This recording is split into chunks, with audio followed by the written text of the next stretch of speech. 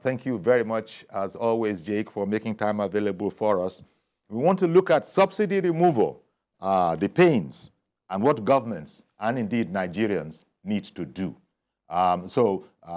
We've spoken about this before, maybe not in depth. Maybe we'll have a better time at it this morning.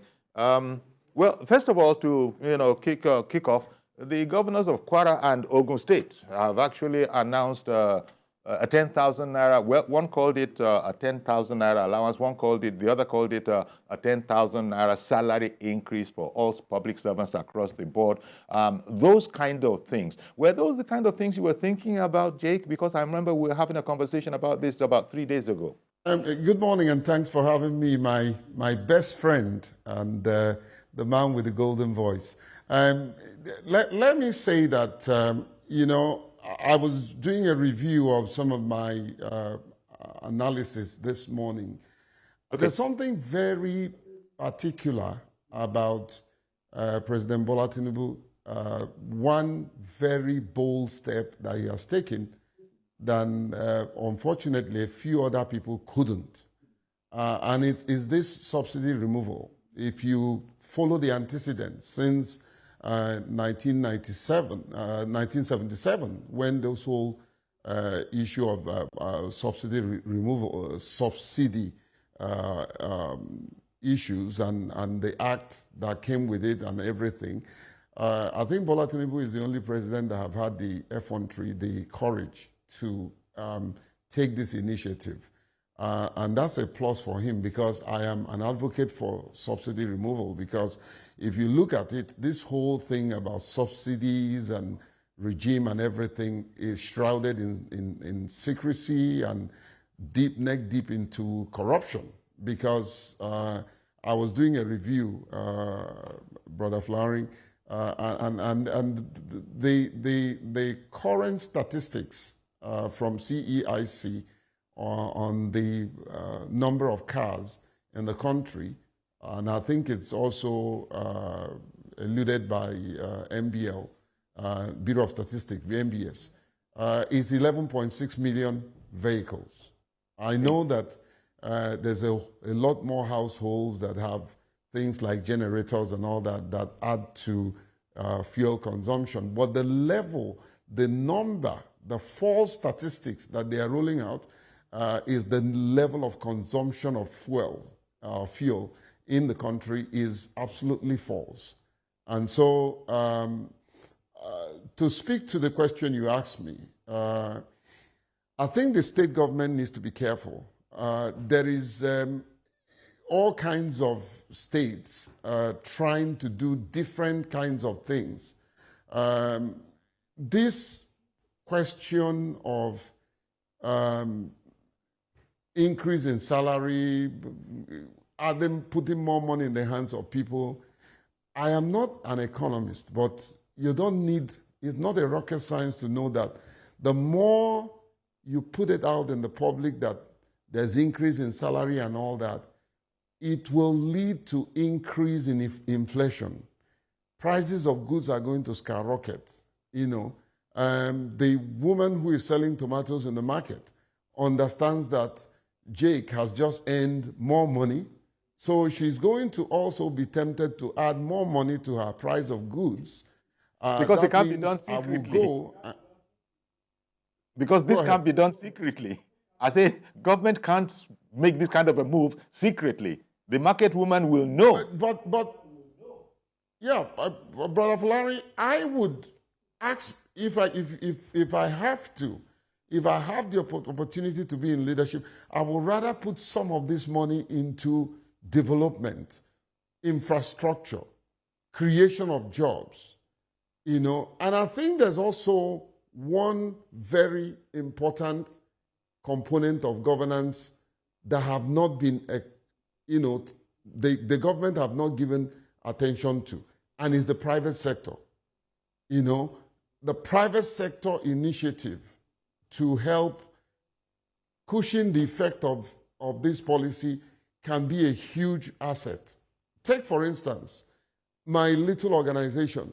I have over and above about 20, 21 persons, and other volunteer staff. So we're looking at about 25 people. What we have done, and I'm saying this so that others can borrow a leaf than those who are not doing it, and those who are doing it can be encouraged. What we've done is we've looked at our work schedule, and we said, if people come to work 5 times a week, that will put pressure on the little salary that I'm paying. So we say, okay, now there's a group. We grouped ourselves and said, Monday, we all meet as a staff. Tuesday, Wednesday, Thursday, Friday, people select the days that they must be at work. And we allow them, we give them that liberty to choose those days. But stay online so that the work doesn't suffer.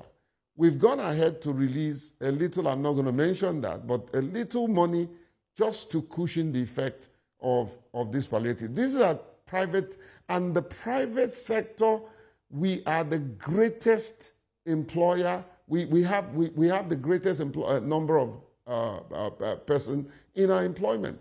I think the government needs to look at that and see how they can encourage the private sector to even come to their rescue. If the president invites the likes of Dangote to come to the State House, the likes of Tony Olumelu, they will come. And they have a lot to contribute. They can make those contributions. And for instance, if this is going to happen, please don't take pledges. Ask them to bring the check right there and then. And then the people that manages this palliative is always the problem, whether it's in the state or at the national level. If you give corrupt individuals, they are going to take advantage of the good measure that government wants to roll out. You know, so it's something that the state needs to be careful.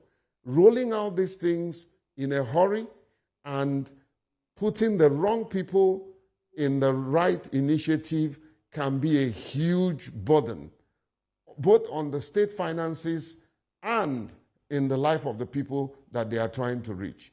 Good policies can make the difference if good people get involved in implementation. Okay. You know, and this idea, Jake, of determining within individual organizations how many times staff actually need to come in, you know, it seems like an excellent idea. And I think people are really sort of latching onto it. When I say people, I'm talking about workplaces, staff, I mean, managements that are allowing their workers to do that. So it would seem that some people are already on that particular track. You don't have to come in every day, Monday to Friday, and its attendant costs. You know, people determine.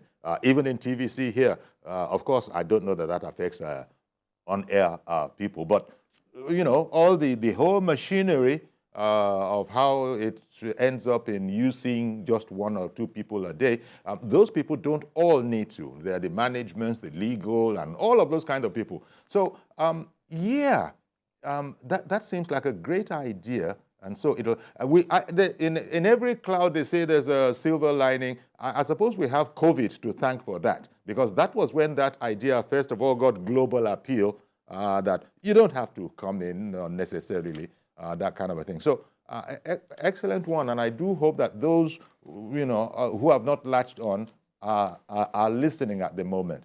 And then the point you made about any slight increase in my, you know, in whatever it is that I'm getting, everybody knows about it, from the tomato seller to the pepper seller. And since since they don't have a management apart from themselves, they will action it.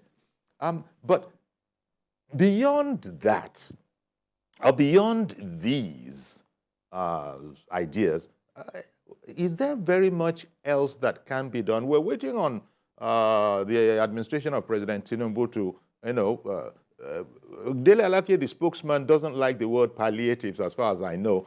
He prefers interventions. But what these interventions will be needs to be seen. We need to, like I said, the state governments, many of them have good intentions, but sometimes you can have good intention as a leader but your foot soldiers have very bad intentions and they would rubbish your good intention. So it needs to be properly interrogated. The data's, I was taken aback by the state government saying that that's what they were inferring, to say that the data by the federal government seems to be, the data they have seems to be better than the data by the federal government. But I also hear that it was still the same Ministry of Humanitarian Affairs that did it for the state. And so where is the parameter? Where's the yardstick for the integrity test that the governors were saying that they were going to do? The truth about it, Brother Folarin, is that I don't think any state can wholly boast that they are sure of the accuracy of the data they have.